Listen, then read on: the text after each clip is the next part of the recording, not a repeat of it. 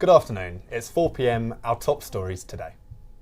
Train prices are continuing to rise throughout the UK as last week's fares shot up by 4.6%.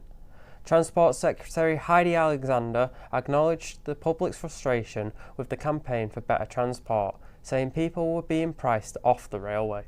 Yeah, we got the train from Preston, we're going on a hike to Edale and it's cost us, how much it cost us? About £21 I think. £21, and do you think that's okay for the service that you get? I think it's alright, but when you get on the train it's rammed, you don't have any seats, and even if you've reserved seats, people are in them and they don't move and stuff like that. But on the whole point, I say it's alright, but there is a few bad sides towards it. This week sparks the beginning of Endometriosis Awareness Month. The event is an opportunity for us all to acknowledge the struggles of those living with this condition and the issues they face in diagnosis and treatment. I did start to question whether or not things were going wrong. I did go to the doctors, and again it was just kind of dismissed as being nothing. They did do blood tests on me to check whether or not I had polycystic ovary syndrome, but because they came back normal, they just told me that there was nothing wrong with me. And 33,000 new homes are coming to Salford as the City Council move into the second half of their regeneration plan. The project is expected to finish the regeneration project by 2042.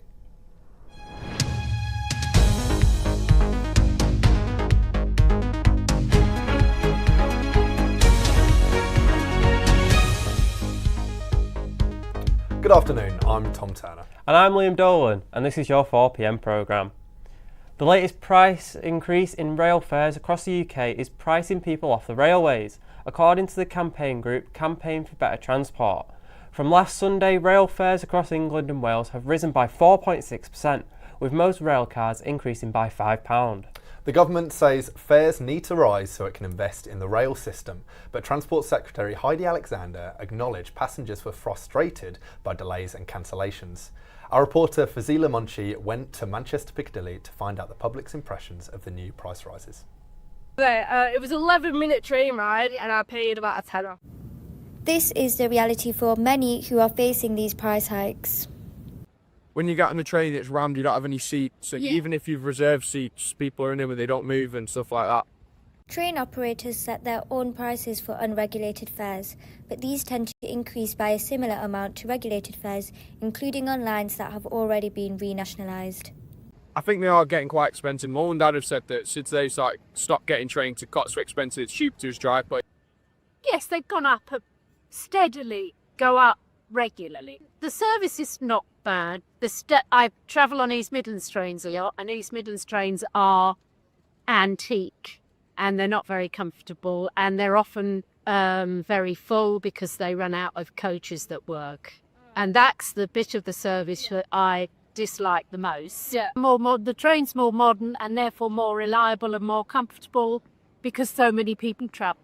Yeah, I look at it by the fact that it's more comfortable, it's less stressful by train, so long as the journey by train is possible. Yeah. Obviously, depends where you're going. Since Sunday, rail fares have increased by 4.6% and rail cards have gone up by £5 in England and Wales.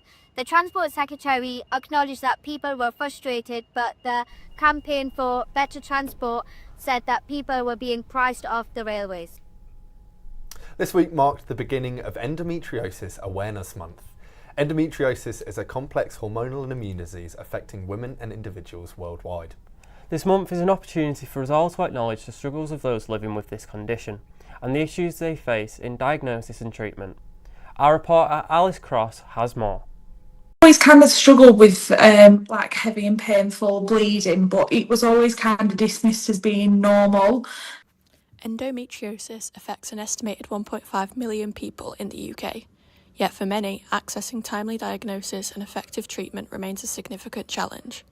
Despite the debilitating pain and life-altering symptoms, patients often face years of misdiagnosis, long waiting times and limited treatment options.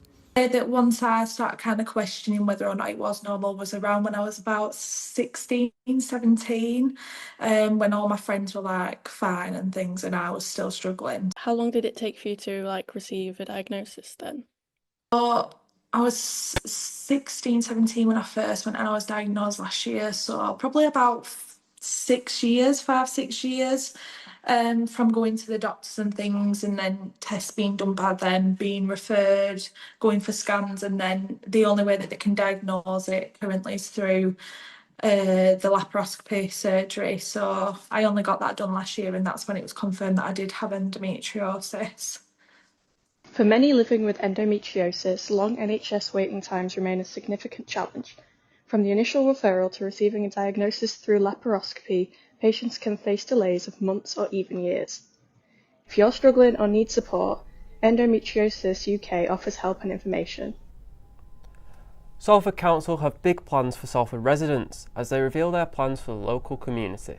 We're joined in the studio by our reporter Henry Kitchen, who has been keeping an eye on the latest news. Henry, what can we be expecting from the regeneration programme? Well, the Salford Council's local plan, in its second half, basically casts an image of the Salford of the future and what we can expect to see from Salford in 2042. So, what do we know so far?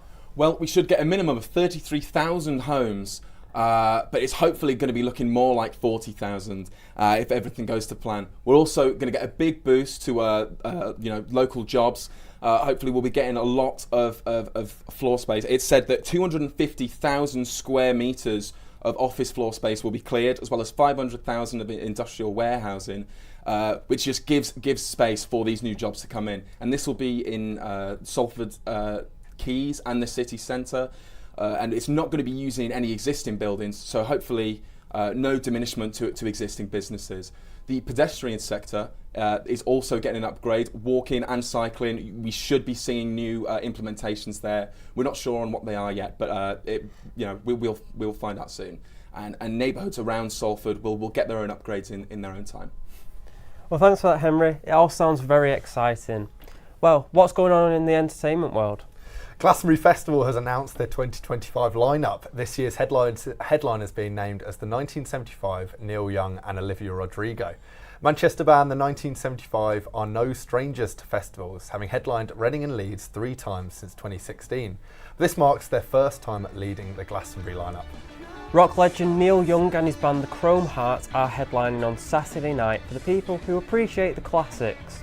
And US pop sensation Olivia Rodrigo will be the second youngest to headline the festival after Billie Eilish's performance in 2022. Rodrigo will be headline the festival on Sunday. The 22-year-old is undoubtedly a major artist, though has received online criticism for headlining. The Great British Bake Off Stand Up to Cancer will return to Channel 4 this spring. Caroline Waldegrave joins the show alongside Paul Hollywood and Bake Off hosts Alison Hammond and Noel Fielding, who will return to provide entertainment. Stand Up to Cancer is a joint national fundraising campaign from Cancer Research UK and Channel 4. Some other participants are broadcaster Sarah Beanie, who is supporting a cause close to her heart after she was diagnosed with breast cancer in 2022. Comedian and actor Jim Howick, well known to viewers for starring in TV hits Ghosts, Peep Show and Horrible Histories, and with great anticipation, Amelia de Moldenberg, who hosts Chicken Shop Day. This is perfect because I actually have something I wanted to give Rocco. Of course you do. Okay, can you pass this love note to Rocco?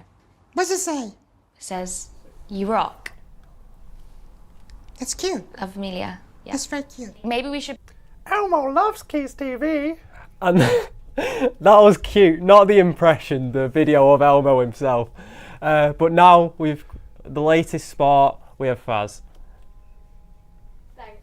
It's a special desk of sport this week. The Europa League returns tonight for the round of 16. Man United travel to Spain to face Real Sociedad, kicking off at 5:45. Fenerbahce head coach and former United boss Jose Mourinho has said he is not thinking about gaining revenge should his Turkish side face United in the semi-final. The Conference League also makes a return tonight with Chelsea taking on FC Copenhagen over in Denmark. In rugby, and Salford Red Devils have been hit with another salary cap sanction by the Rugby Football League as the financial crisis at the club deepens. The RFL has reimposed a £1.2 million squad limit after the club failed to pay its players and staff their February wages by a set deadline. Thanks, Faz. And now on to the weather. We will see the sunset, which comes with the temperature dropping steadily over the next couple of hours and a chance of rain coming at 6 o'clock tonight. Tomorrow we'll see the rain continue throughout most of the day, so make sure you bring your brollies and coats. Although get on down to the beer garden or beach through this weekend, as the sun will be out all day on Saturday and Sunday, with a be a high of 16 degrees on both days, so slap on your SPF 50 and enjoy a sunny weekend. Well, that's all we have for you today. We look forward to seeing you next week. Bye-bye for now.